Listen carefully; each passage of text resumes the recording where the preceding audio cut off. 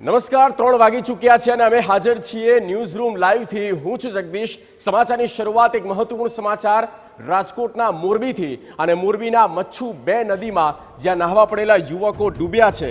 નવા સાદુડકા ગામ પાસે મચ્છુ નદીમાં 3 ડૂબ્યા, 6 સગીર અને એક યુવાન નદીમાં નહાવા પડ્યા હતા। પગ લપસતા એક યુવાન અને 2 સગીર ડૂબી ચૂક્યા હોવાના સમાચાર છે।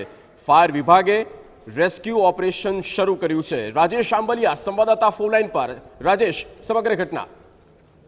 જગદીશ, મોરબીનું જે નવા સાદુડકા ગામ છે ત્યાં મચ્છુ નદીમાં નાહવા માટે આજે 5 જેટલા લોકો ત્યાં ગયા હતા, જેમાંથી 3 જેટલા લોકો ડૂબી ગયા છે।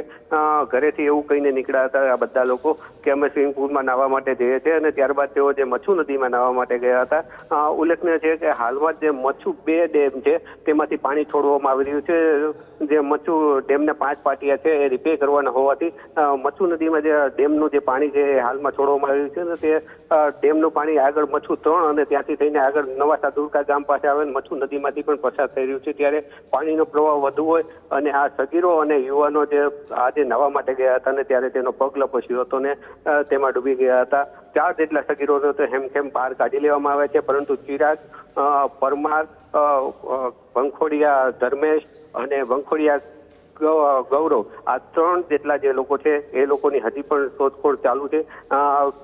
જેવી જ આ માહિતી ફાયર વિભાગ અને પોલીસને જાણ થઈ તરત જ તેઓ ત્યાં દોડી ગયા હતા અને રેસ્ક્યુ ઓપરેશન હાથ ધરી ચાલુ કરી દીધું છે। જી ઓકે રાજેશ, આભાર તમામ માહિતી આપવા બદલ। તો આ 3 યુવાનો બહાર નીકળી ગયા છે અને તમામનો જીવ બચી ચૂક્યો છે।